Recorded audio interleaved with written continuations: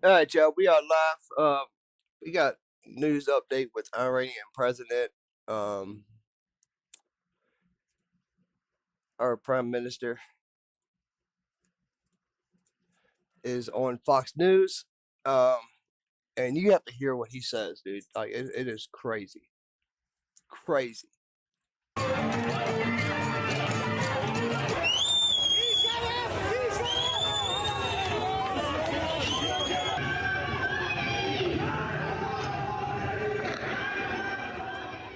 Joining me is Iranian Foreign Minister Abbas Araghchi.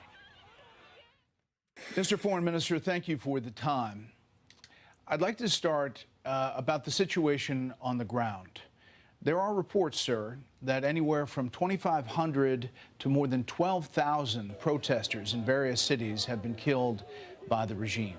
How many people have been killed? Well, thank you, Brett, for having me.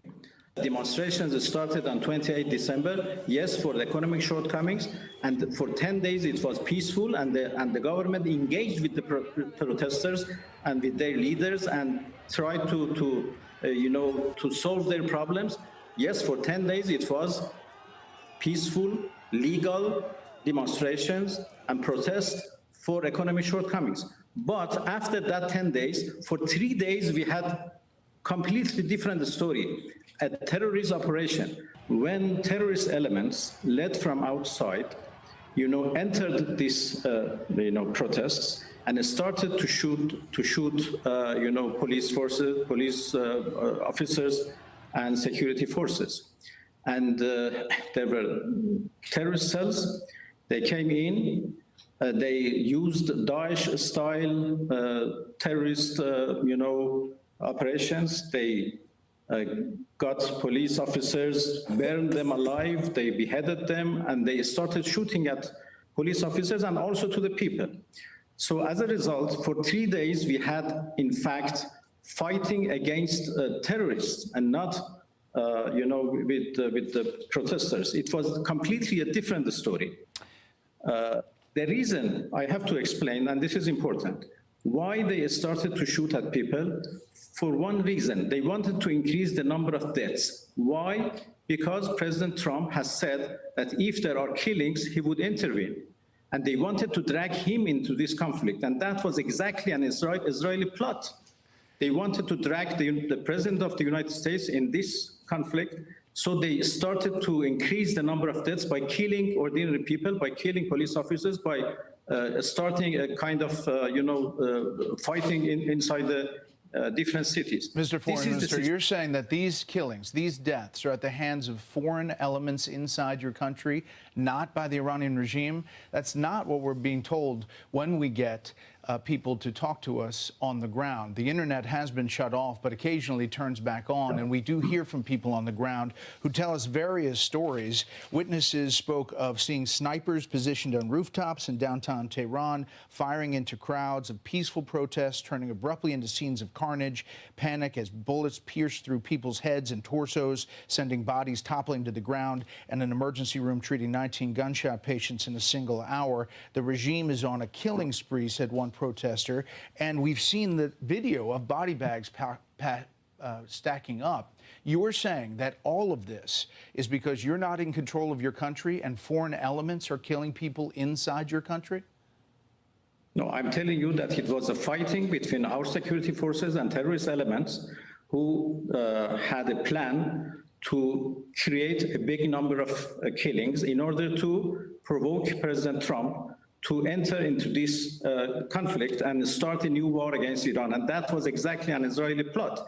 The footages that you mentioned have not been seen in Iran. I have to tell you that a misinformation campaign is going on at the same time. And you're suggesting that it's Israel and Mossad acting like Iranian forces, shooting the Iranian people to make casualties to spur on the action of President Trump.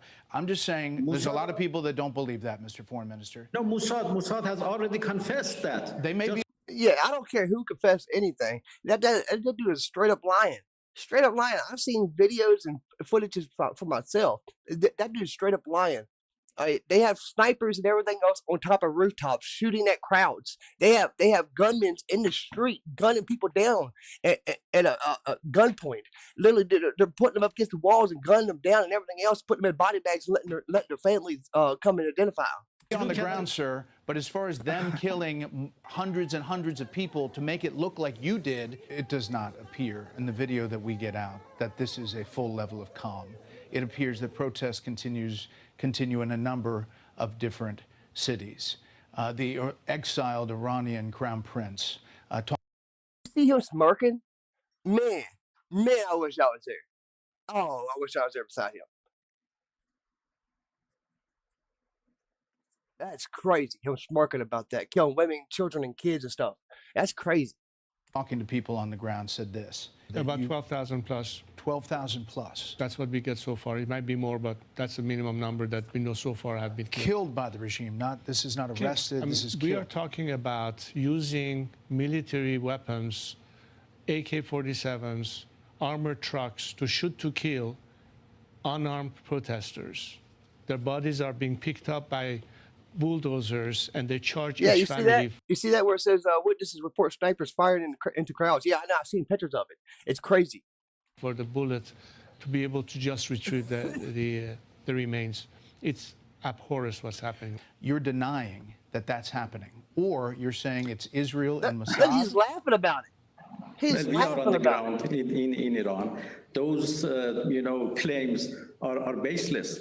There is no proof of that.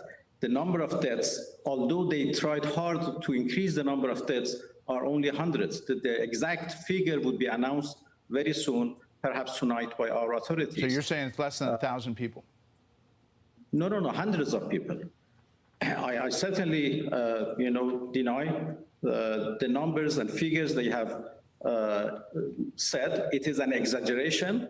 It is a misinformation campaign only to find excuses to do another aggression against Iran. I can tell you that now it is 4 days that everything is calm. There is no demonstration, there is no unrest, nothing in Iran for the past 4 days.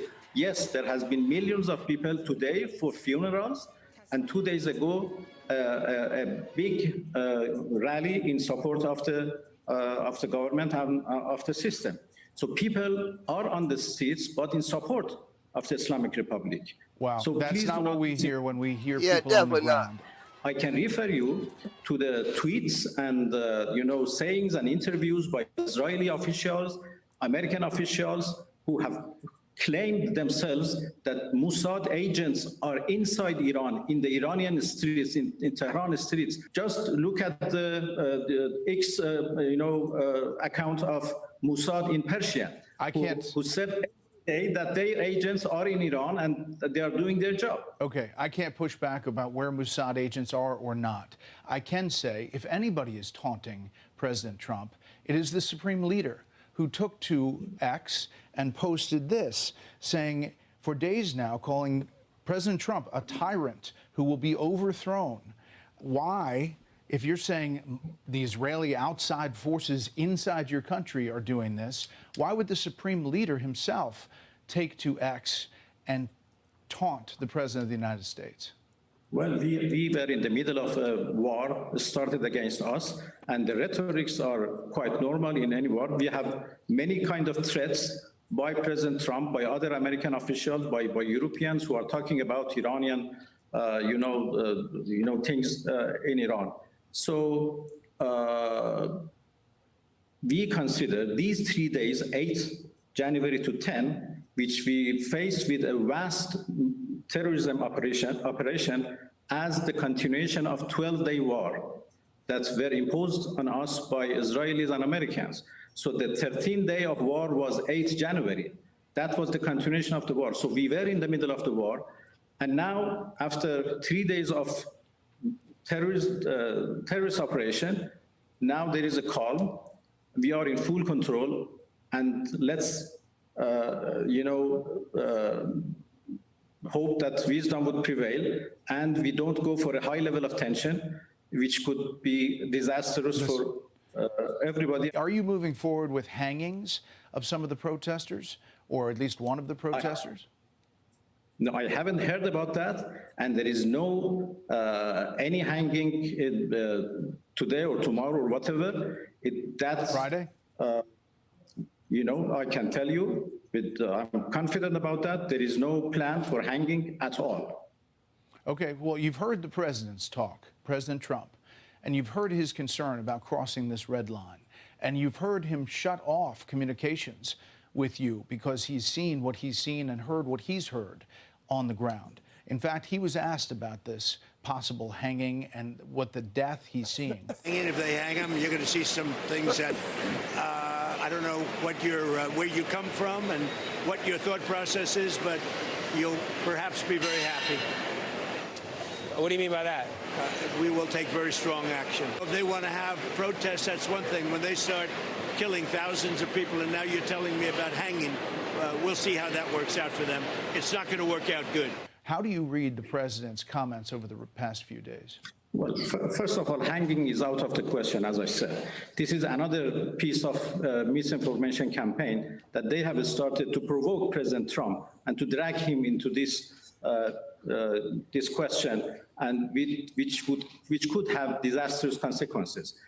And on your first point that you mentioned, that he cut any communication with Iran, this is not the first time.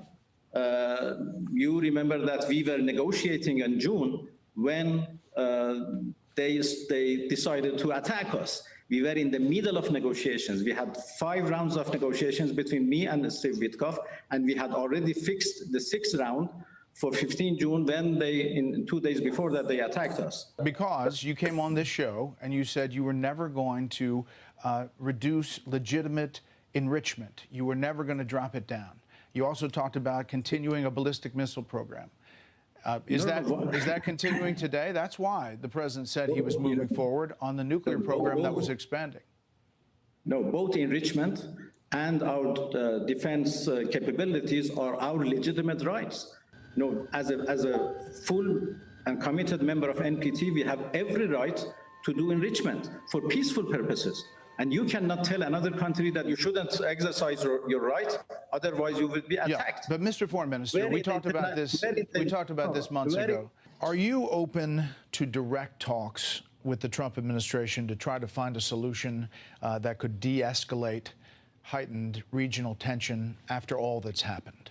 Iran is still insisting on its peaceful nuclear program, including enrichment.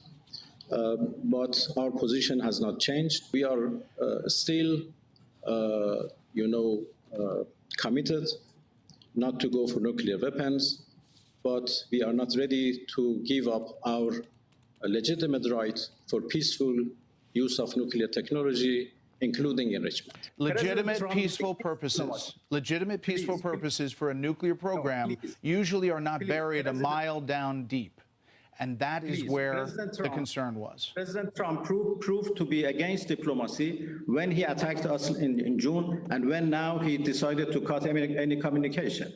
So if there is any real interest to engage into, to promote understanding and to understand what's going on really on the ground, he has to pay attention to the realities and not to the misinformation provided to him by those who want to drag him into another war.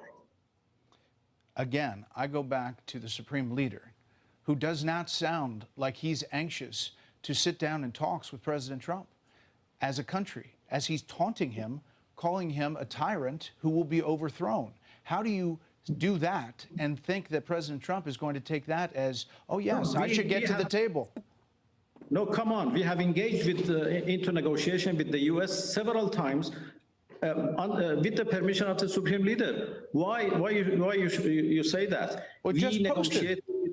He posted it. Let me tell you. Unless you're telling me that the Ayatollah is not posting this. Tell me, please wait. You know, we negotiated with the United States several times, and all of them turned into a very negative experience. In 2015, we negotiated for 2.5 years. We concluded a deal, and the United States decided to withdraw with no reason and with no justification. So why we should engage into negotiation with the United States, which means, in fact, you know, when United States talk about negotiation, it means they want dictation and not negotiation. So we have no good experience. This is a fact. Please understand. Mr. Foreign Minister, on all of those points, the U.S. would say they came away from those talks saying that you were not pledging to do what you said you would do, and that every time they walked away from the table, they believed you were throwing it out the window as far as enrichment and solutions for that, as far as ballistic missiles, solutions for that, and as far as your role in funding terrorists around the region. Now, I don't want to belabor this point, but the Supreme Leader posted, Mr. Foreign Minister, on X numerous times about a taunting for President Trump. He's 86 years old. We have not heard from him. Is the Supreme Leader doing well in Iran? Will we hear from the Supreme Leader in this case? No, he is doing well, and he is, in full control of the country, and people are supporting him, as everybody saw today in the funeral of those who were killed by terrorists, and 2 days ago in Rally of Tehran and other cities. Mr. Foreign Minister, by all accounts, on the outside and on the inside, when we can get it, the Iranian economy is in a free fall. That is what started a lot of these protests, despite you saying that this was started from the outside and from Israel and Mossad. Our reporting is that it was started by frustrated people with the economic situation and frustrated for years of oppression from the regime. For 10 days, it was peaceful, and it was tolerated by the government. But after that, we had 3 days of terrorism operation. You said that, but now you're saying it's entirely peaceful. Now, no, it is calm. There is no demonstration. There is no protest. It is for 4 days that everything is, calm. Okay, so what do you tell, if you have a message, for President Trump, who obviously is and has talked about and is considering some kind of action to help the protesters on the ground. If you have a message for him, what is the message? My message is, do not repeat the same mistake that you did in June. If you try a failed experience, you will get the same result. In June, you destroyed the facilities, the machines, but the technology cannot be bombed, and the determination also cannot be bombed. Now, Iran proved to be ready for negotiation, for diplomacy. We have proved that in the past 20 years, in 2015, in 2025, every time. But it was the US who always escaped from diplomacy, who cut the diplomacy and opted for war. My message is, between war and diplomacy is a better way, although we don't have any positive experience from the United States, but still, diplomacy is much better than war. But it is up to the US president to decide. Mr. Foreign Minister, your proxies have largely been destroyed. Your nuclear program, it's called by the president, obliterated. You say the technology is still there. Your ballistic missile program is arguably on its way back, and it's being threatened to be attacked again by both Israel and the U.S. If you were to offer concessions to get back to the table, to talk, what would those concessions look like today? The concessions is exactly as we did in 2015 in the JCPOA. We can make sure and build confidence about the peaceful nature of our nuclear program to make sure that it is peaceful and would remain peaceful forever. And in return, we expect that the sanctions are lifted. Ballistic missiles is our means of defense and the most reliable means of defense, and it is not negotiable. Why we should negotiate on our ballistic missiles when we need them for our security and for our defense? Proxies, I think it's a wrong, it's a mistake to call them proxies. We don't have proxies in the region. They are. You've been funding. No, they are movements who are fighting with occupation, who are fighting for their rights, and we only support them. We only support them. They are not doing any job for us. They are fighting. They are fighting for their own, causes, and we support their cause. Well, Mr. Foreign Minister, we appreciate the time. There are a lot of people concerned and want you to say that the Iranian regime's killing of protesters will stop. I think you have to find the elements who made these killings outside of Iran. And there are many, evidences to that. We can show you. So it is all a kind of Israeli plot, which is now failed. And I hope that President Trump would not build on that failed attempt by Israelis. And will the Ayatollah, will we hear from him? Besides the tweets taunting the president? Well, I think I have already answered that. Okay. Mr. Foreign Minister, we appreciate the time. Thank you, sir. Thank you. Thank you for having me. Now, this guy is lying straight up, okay? He's lying about him shooting people in the streets. He's lying about it was terrorist groups that shooting people in the street. It was his soldiers, the IRGC, that shot people in the streets, that was sniping them from rooftops.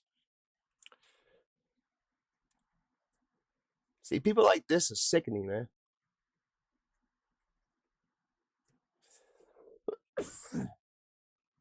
Sickening.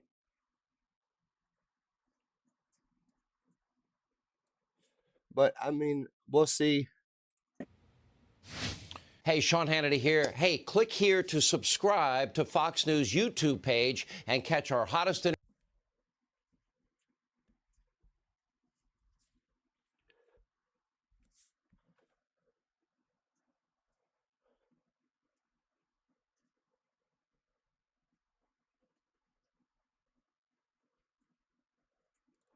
Iran's airspace was largely empty overnight, with only 2 civilian flights visible over the country as regional tensions kept most commercial traffic grounded, according to flight tracking data.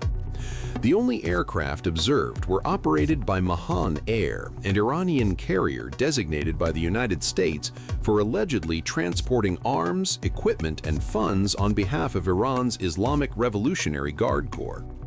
The U.S. Treasury has previously accused the airline of supporting military and proxy operations across the Middle East, allegations Tehran denies. The 2 Mahan Air flights were tracked departing from southern China, one from Guangzhou and the other from Shenzhen, before heading west toward Tehran. No other commercial flights were seen crossing Iranian airspace during the same period, an unusual development for a region that typically serves as a major transit corridor between Asia, Europe, and the Middle East. Iran temporarily closed its airspace as tensions with the U.S. peaked ahead of a possible military attack by the Trump military. The airspace was closed for 2 hours, allowing only limited international flights with special clearance to fly in and out, according to flight tracking data.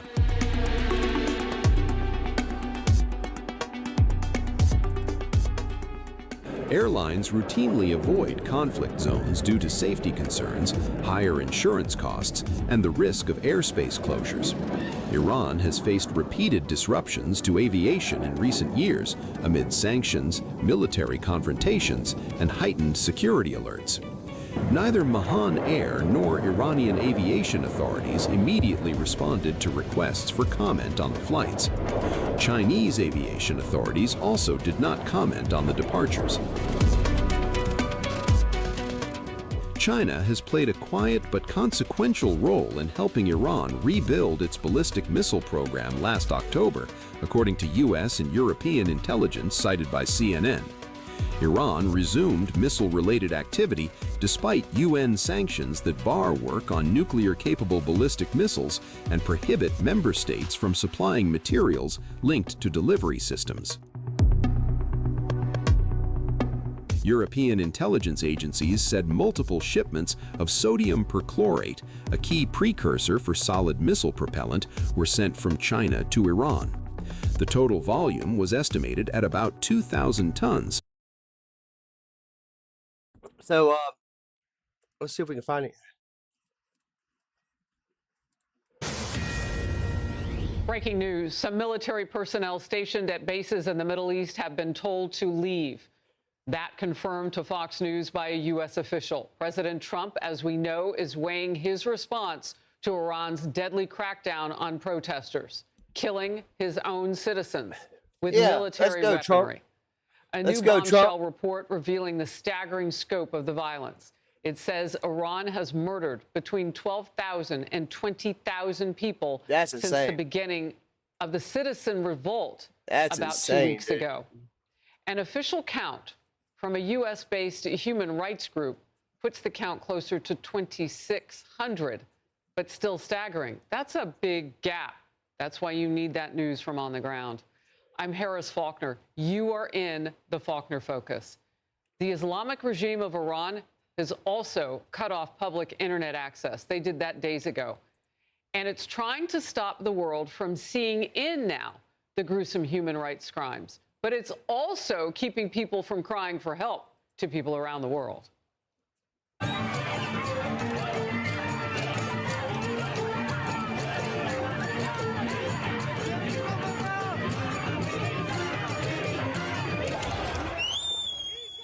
A limited number of videos that we can even get access to now. But they show the scale of the mass demonstrations. Thousands of people taking to the streets for their freedom. Elon Musk's Starlink, always in play, it seems. This time, reportedly stepping in to help free internet access for protesters. Iranian authorities are reportedly hunting down those using that free service. And President Trump has weighed in with a powerful post. Take a look. Iranian patriots keep protesting. Take over your institutions. Save the names of the killers and abusers. They will pay a big price. I have canceled all meetings with Iranian officials until the senseless killing of protesters stops. Help is on its way. He also laid out a red line in an interview that aired last night. When they start killing thousands of people, and now you're telling me about hanging, we'll see how that works out for them. It's not going to work out good. We will take very strong action. If they do such a thing, we will take very strong action. So all eyes now focused on this region, of course. We await President Trump's decision on next steps. When he says help is on its way, what is that? And what are the steps against Iran's mullahs? Chief Foreign Correspondent Trey Yingst on the story from Tel Aviv. Trey. Harris, good morning. Human rights organizations say more than 25 people have been confirmed killed in Iran over the past 2 weeks amid a brutal government crackdown. We know that smaller demonstrations are still unfolding, the government trying to rein those in, and there are renewed calls from protesters for international support. Fox News spoke with a student demonstrator who just left Iran on a commercial flight. We've blurred his face and altered his voice to protect his identity. And I would say that the Iranian peoples are deeply hoping for the President Trump's administration to intervene, whether it's through cybersecurity attacks or whether it's through a military operation. So people are waiting for the promised help of President Trump. I mean, that was a goal from the beginning of the protest, right? That protester telling Fox News he was shot at. These stories of brutality are not unique. And today there are concerns that Iran will begin to execute some of the demonstrators who were arrested over the past 2 weeks. Overnight, President Trump warned of a very strong action against the Iranian regime if executions take place. The entire region bracing for such action that could lead to a military escalation. We know that any escalation of the sort that you described would have catastrophic results in the region and beyond, and therefore we want to avoid that as much as possible. The talks continue, our calls continue. There are growing signs of possible military action in the region. Reports indicate that the Al Udeid base in Qatar has evacuated non-essential personnel. Okay, so if you remember when we went in and bombed them before, we evacuated everybody, but we can't really do that now because everybody's protesting. We evacuated our army bases and stuff over there just in case they tried to send ballistic missiles after we attacked, but they never did. Well, I think they did one time, but then that was it. What was that? I don't remember if that was before the bombing or after the bombing. But anyway. Oh, Harris. All right, and the calls from the administration, of course, for certain military personnel around the Middle East to leave that area. We don't have any indications from what you're learning yet what that tells us. No, we don't. I've reached out to a number of American officials, and it appears at this point this is a precaution to ensure that U.S. forces are not unnecessarily in harm's way. But remember, there are a number of bases across the region, and the Iranians have threatened to target those bases if a military conflict develops. Trey, thank you very much. In focus now, Brett Velikovich, former Army Special Operations Intel analyst, drone expert, and Fox News contributor. Brett, I'm glad you're with me now. So that last question that I asked about speaks to the issue that we've had so many of our military personnel targeted just in the last few years. The number ticked up quite a bit. And so I want to first speak to that issue because they are our tip of the spear in that region.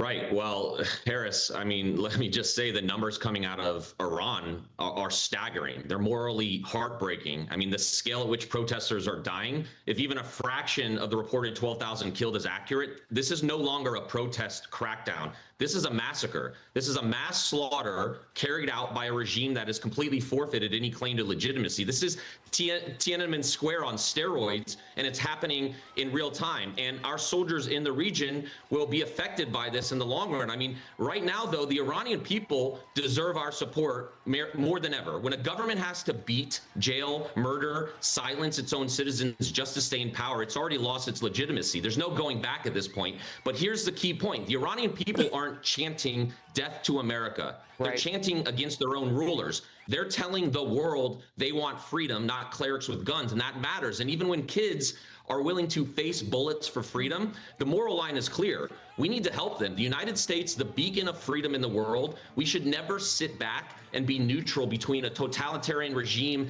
and civilians who are being executed in mass for demanding basic rights. We can't be silent in these moments, pretend it's restraint. I simply not doing anything right now is like being complicit. So we need to ratchet up this pressure. We need to help them before it's too late, because history tells us moments like this don't last forever. And frankly, what the administration does here, the approach matters. We need to put pressure. It needs to be applied where it counts. Trump has real strength in this region. He's highly respected out there where past presidents weren't. And we need to send a warning that we are with these protesters and help them in any way that we can. So what is the message that the mullahs are dealing with right now when the president of the United States, who's already taken out that mountain that had a big chunk of their nuclear program in it, and that was a stealth operation they didn't see coming from two different directions. So they know who they're dealing with. What is the message to them right now with the channel cut off with our president until they stop killing their own people? Well, they need to be really nervous. I mean, the fact is, peace in that region, it doesn't simply come from pretending bad actors are going to all of a sudden behave. The mullahs should, be warned right now that something is going to happen. We need to go after them, give them consequences economically, militarily. Deterrence matters here. When the White House says all options are on the table, including military options, by the way, that's not warmongering, it's leverage. Right? We got to help the protesters, and that doesn't mean rushing into war. We need to give them breathing room. The Iranian people are telling us they want freedom, and so strength from our administration will prevent war.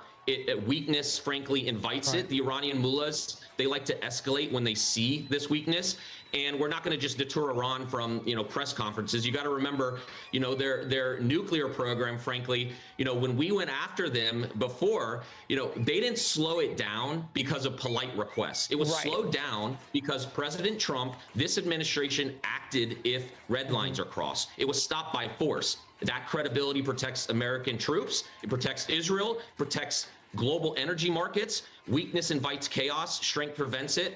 And so we need to do something. And by acting forcibly here, the administration is not pushing us towards war. It's doing the opposite. It's restoring deterrence, and it's making conflict less likely.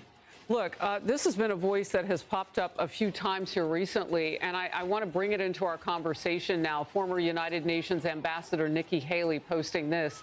At least 12,000 Iranians fighting for freedom have been murdered by the regime, possibly thousands more. The silence from those who claim to care about human rights is truly deafening.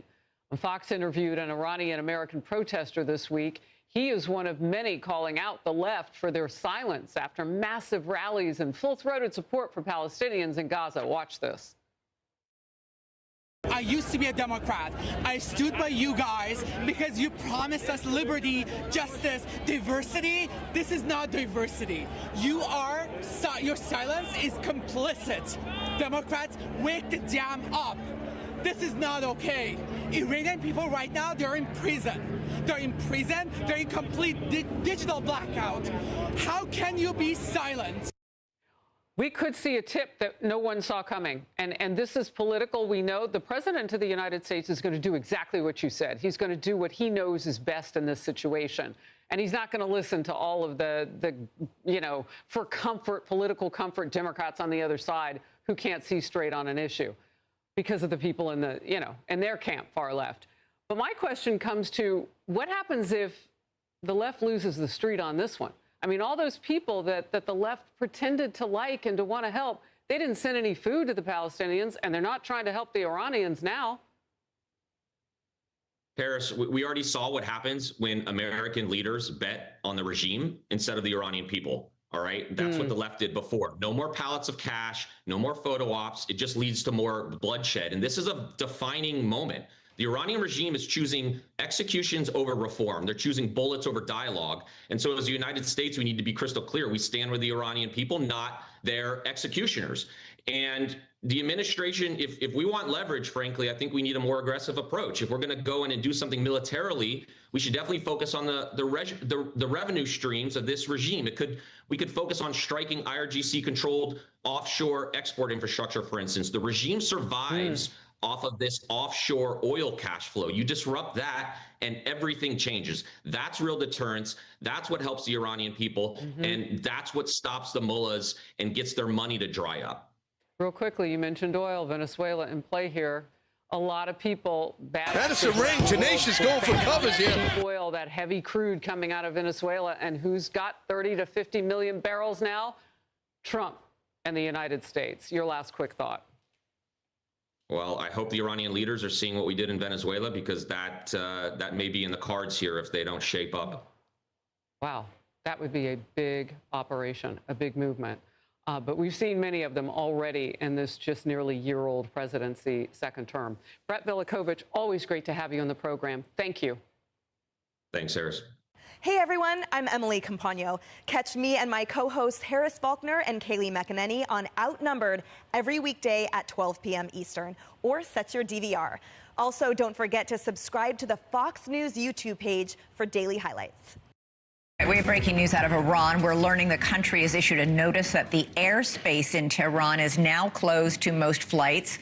This at the same time that the United States has begun repositioning a carrier strike group from the South China Sea to the Middle East. Today has been one of tension between the United States and Iran. Trump has repeatedly warned in days past that the killing of peaceful protesters in Iran would result in a swift military response from the United States. Well, Iran today signaled that fast trials and executions were ahead for protesters who are standing up to the regime. So far, nearly 2,500 demonstrators have been killed by the regime during crackdowns on the ground. Iran was set to publicly execute a 26-year-old protester today. This would have been the first public execution from the recent wave of arrests that started on December 28th. President Trump said today that that public execution was canceled. We've been told that the killing in Iran is stopping. It's stopped. It's stopping. And there's no plan for executions or an execution or executions. So I've been told that on good authority. We'll find out about it. I'm sure if it happens, we'll all be very upset. Now, if that's true, that the killing has stopped, which many Iranian Americans are disputing who are in touch with family who are in the country, there's a blackout in the country, so nobody knows what's happening in there. But if that's true, that the public execution was postponed or canceled, that could be read as a sign that de-escalation may be underway.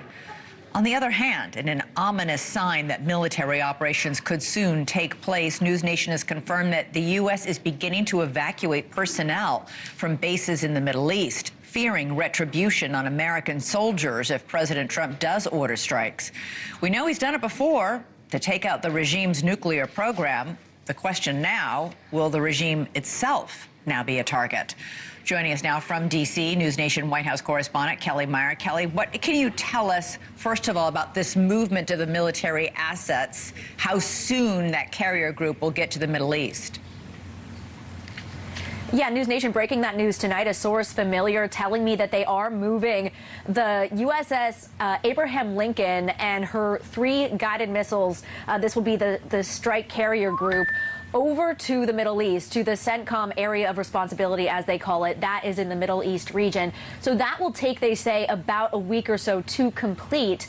But we do know that is really adding to the conversation that we are having here at the White House around whether or not the president is going to make the decision to make a military move here. So they are moving U.S. military hardware over to the Middle East. And it's something similar that the president did, remember, with Venezuela, moving the aircraft carrier strike group over to the Caribbean before those strikes in Venezuela. So is it a part of the playbook, or is it some sort of bluff? And it's really hard to tell whether or not it's all a part of this saber rattling we've been talking about, Elizabeth, between Iran and the U.S. Today, the president sounded much different than 24 hours ago when he said help was on the way. And today he was saying the killing is ending and the executions have been canceled. But he didn't say where he got that information from. Here's more from the president earlier. We're going to watch and see what the process is, but we were given a very good statement by people that are aware of what's going on. I mean, when they say no executions, everyone is talking about a lot of executions were taking place today. We were just told no executions. I hope that's true. But then the president was pressed on the body bags that you could see images of coming out of Iran. And he really seemed in that moment to echo some of the talking points we've been hearing from Iran, basically saying the people were shooting at them with guns and they were shooting back. So even the president in there sounding a little skeptical of what he was sharing with reporters, saying he hopes that this is the case, and he really didn't take any kind of military options off the table there, Elizabeth. Right. And then, Kelly, there was a really alarming message posted on Iranian state TV, a threat to President Trump, saying this time the bullet won't miss. What can you tell us? Yeah, a really ominous message that came across Iranian state TV. You see it there. That's a photo of the president at his Butler, Pennsylvania rally. Of course, that was the site of the attempted assassination of the president. And as you said, they wrote, this time the bullet won't miss. And it's really not the first time the Iranian government has talked about an assassination of the president. They ordered an operative to assassinate Trump before the 2024 election. So this is something that we asked the White House if they had a response to. We didn't really hear from the president today a response to that specifically, but we know he's been brushing off any kind of threats Iran is making, including on our U.S. military bases, saying that we would fight back with the message that he gave this summer with the Operation Midnight Hammer, taking out their 3 nuclear facilities. He was saying that Iran, quote, better behave. Elizabeth. Thank you for watching. Subscribe below and download our News Nation app right now on your phone, and you will get fact-based, unbiased news for all Americans. So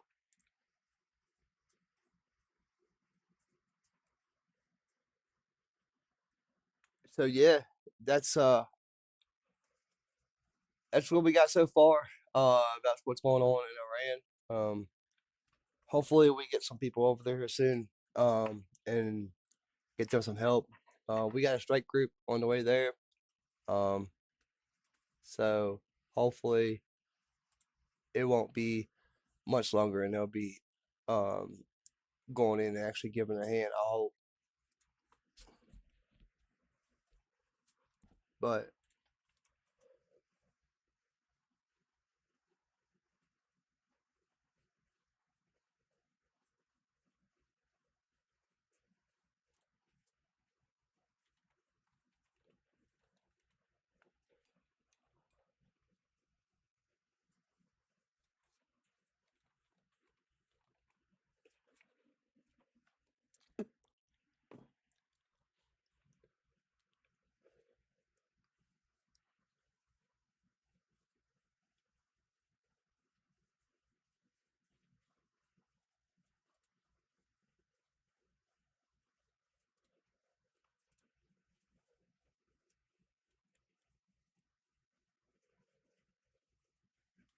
But yeah, I was checking the news, see if we got any more updates or anything.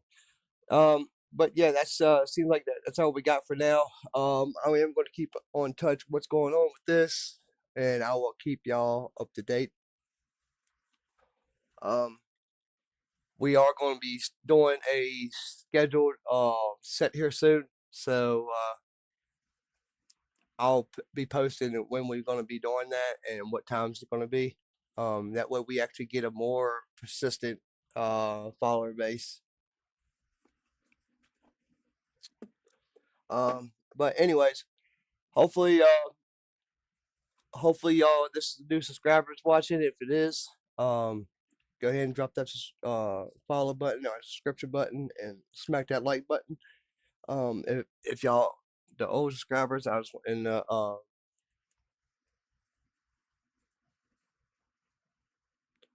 my main followers and everything else, thank y'all so much. Thank y'all for all the subscribers on my platforms. I just want to say really appreciate all y'all. Great love to all y'all. I appreciate it. Hopefully we can get a little bit more traction so we can actually get some more subscribers in here so we can get more pushed out a little bit more. But we'll see how it goes. We're taking it day by day, so hopefully we get something soon. If y'all have anything that y'all want to talk about or anything like that, it don't matter, no matter what it is, just want to get something off your chest or anything like that, please feel free to drop me a chat, drop me an email, whatever.